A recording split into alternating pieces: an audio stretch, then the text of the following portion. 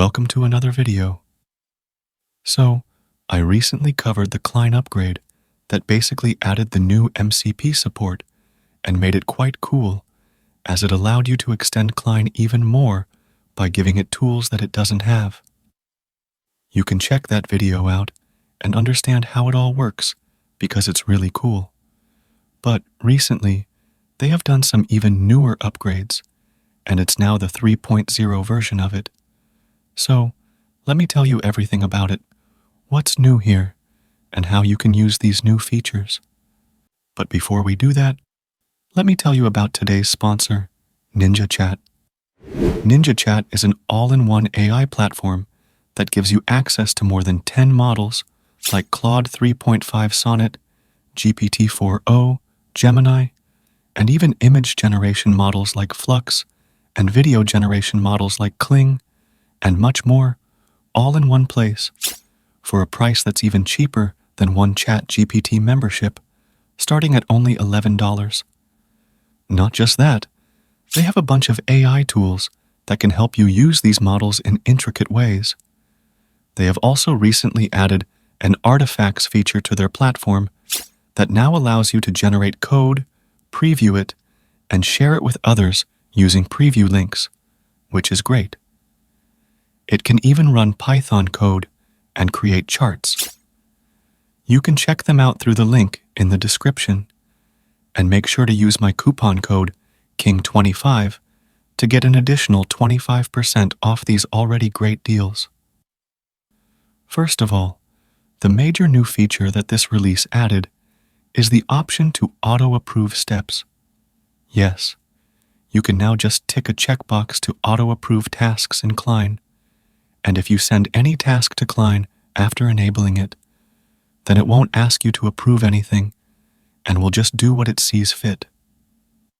You can choose from a list of options about what you want to be auto-approved and what requires approval, like enabling or disabling reading files and directories, editing files, executing terminal commands, using the browser, and using MCP servers. So, that's good. Another thing that you can now configure is the limit for how many API requests Cline makes before asking for your approval to keep going.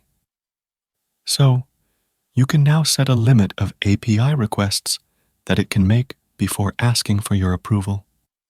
This is going to be really cool, because many times, Cline can go on a token rampage, but this will now make sure that you are safe.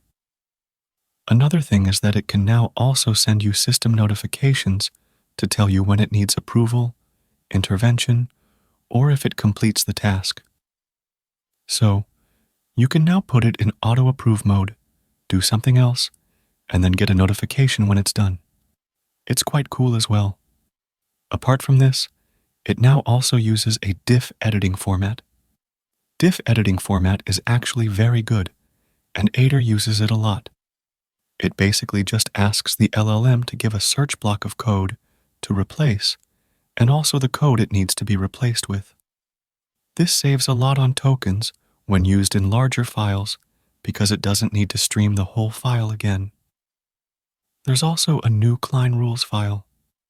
This is super great because it allows you to create this Cline rules file in any of your projects and then enter the rules that you'd want it to follow. It's the same as the cursor rules file if you want to compare it to something inferior. Anyway, that's what it majorly has. Now, let me show you how you can use it and how everything in this new upgrade works. So first of all, make sure that you upgrade Cline to the latest version. Once done, you will now have the latest features. First of all, you can now see that you have this auto-approve feature. If you click this, you'll see options on the screen that allow you to configure what things you want to be auto-approved and what you think should be asked before being done. Let's say that you don't want it to always ask for approval to read files. Then, you can just check this one, and it will automatically read the files. If you also want it to autonomously edit files, then it can do that as well. Or, If you think it should also automatically run potentially safe commands, then it can do that as well. It's quite cool. Here, you can also set the maximum number of requests that Cline can make autonomously before asking you for approval. So, this is also great. Apart from this, you also have the system notification feature, which now allows you to send system notifications if you want to use that. Now let me show you how it works. So, I have enabled everything here, including reading files, editing files, terminal commands, and everything. I also set a limit of 10 requests. Now, let's ask it to make a simple new Rust project that takes in unsorted, comma-separated numbers, sorts them, and returns them. Let's send it. Okay, it's now doing that. So now, you can see that it won't ask anything from us because we have it in auto-approve mode. You can see that it creates the project and everything, which is pretty great. Let's wait a bit. And it's now done. So, this is now done, and you can see that running it also works fine. So, this is pretty amazing to see. You can just let Cline do its own thing after giving it a task, and then you can come back once it has done everything. So, this is pretty amazing to be honest. Now, apart from this, there's the diff edit format that it can also use, and it's on the inside. So, you won't see that here. But one thing we can see is that we can now make a Cline rules file in it, which allows us to define rules for Cline to follow. Then, it can read this file in every task and make sure it doesn't do anything outside of the rules.